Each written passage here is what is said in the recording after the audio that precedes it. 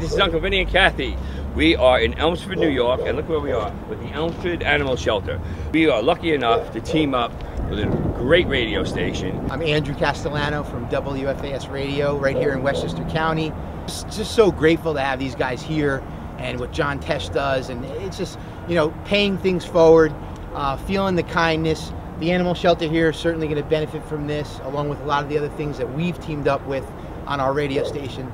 So thanks for coming, guys, and I'm so happy to be here too.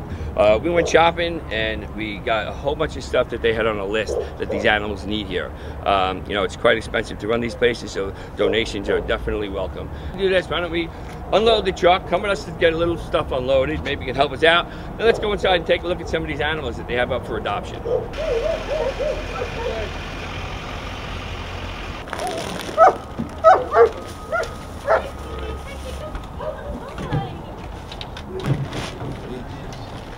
We work with an organization that flies animals from South Carolina to us when we need them.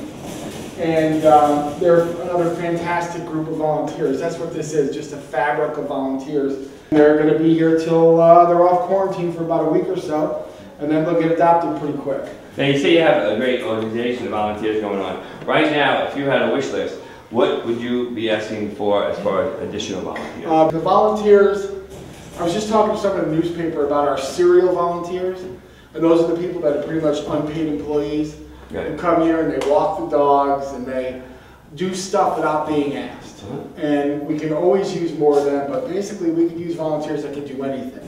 Love on the dogs, walk the dogs, play with the cats, do the laundry. A lot of the animals aren't on the computer yet. This was actually two organizations, Pets Alive, which is based in Middletown, New York, and Elmsford Animal Shelter, which is based here in Westchester. So you do blood work on them too? All the time. Really? And during intake, we check for worms. We check for heartworm, and with that, we have a vet on staff twice a week. If somebody did want to volunteer or donate, what's the best way to get in touch with you? Website, petsalivewest.org. And we answer that all the time. And you can call us too, we're in the book. And the best way, since volunteers do all the phone answering, is through the web. Tell them about Thomas. Thomas is a Great Dane who, less than a year old, basically his, quote, caretaker, unquote, abandoned him here on our doorstep. And his front legs went like this. We thought maybe it was a birth defect, but as it turned out, they were both broken and never cared for.